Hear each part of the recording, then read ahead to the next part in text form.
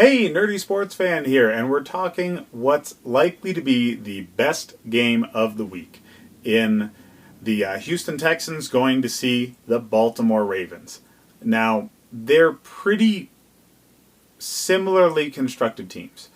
They have tough defenses, they have dynamic offenses with mobile quarterbacks.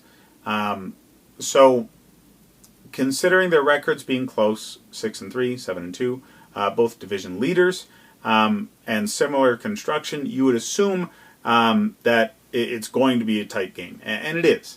But the factors that decide a game like this are the differences, and the differences are many. So you have a much more experienced winning head coach in Baltimore than you do in Houston, and you have a much better offensive line in Baltimore than you do in Houston. And those two factors are going to come in big. Coaching matters. Okay, coaching matters for game day management. It's just going to be better for Baltimore than it will be for Houston, solely based off of experience in quality matchups. And the offensive line matters so much in this. The Ravens' offensive line are maulers, okay? They get after it in the running game. This team is running more than anybody else in the league. They do it extremely, extremely well. They put up 197 yards a game on the ground, on average. Almost 200 yards a game. Nuts. Okay? Now, a lot of that's Lamar Jackson making things happen with his feet, but they have planned runs with him. So it's not by accident. It's not like he's scrambling, okay? Deshaun Watson does not really have planned runs.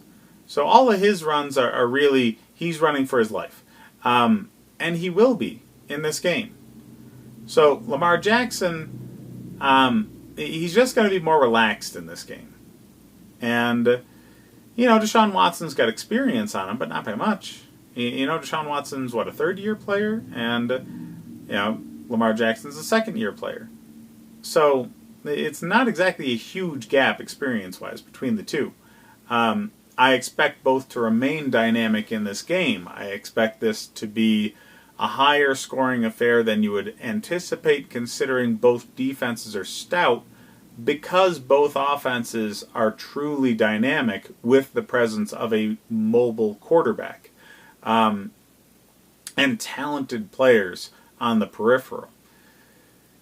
More so for Houston.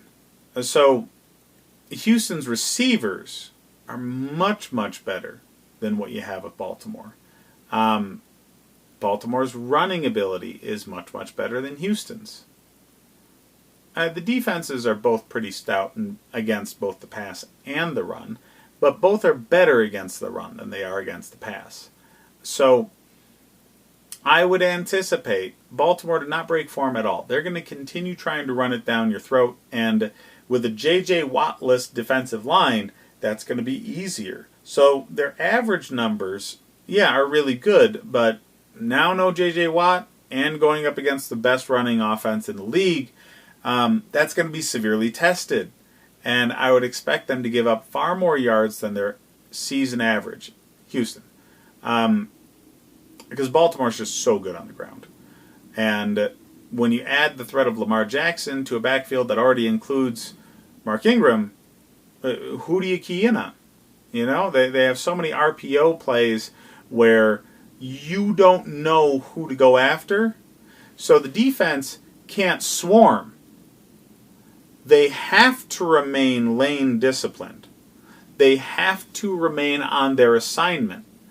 And that makes it so a big-bodied guy like Mark Ingram and a very shifty guy like Lamar Jackson can take advantage of open field one-on-one situations, and even at the line one-on-one situations. In Ingram's case, it's a nightmare to stop this. It really is. I don't care how good you are against the run. An option or RPO style offense where the quarterback is as mobile as Lamar Jackson is, and the running back is as much of a bruiser as Mark Ingram is, it is an absolute nightmare to stop, and Houston will not be able to do it. They won't. So I anticipate them to need to rely on their offense, putting a good amount of points on the board. Considering they're going up against a strong run defense, and they don't have the same advantages that the Ravens do, whereas they're not doing planned runs with Deshaun Watson, rightfully so. He's injury prone. Hyde's not going to have the stellar game that he's had in previous weeks. So they're going to be reliant on DeAndre Hopkins, Will Fuller, and Kenny Stills to get as much as they can going in the passing game. So fantasy football-wise, this is a very good game for DeAndre Hopkins, Will Fuller, and even Kenny Stills, in spite of the matchup, because they do have a dynamic offense, and the running back is going to be likely taken away.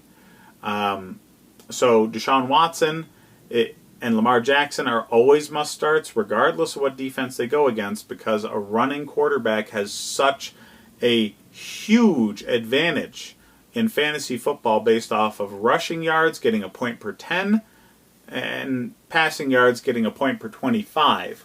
That slim difference skews the scoring towards running quarterbacks so much that they're pretty much matchup proof.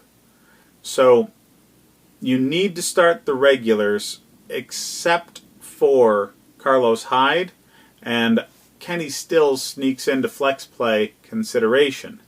I don't expect Hollywood Brown or Willie Snead to have the most fantastic games, but I do anticipate them to do well because Houston's pass defense is really bad.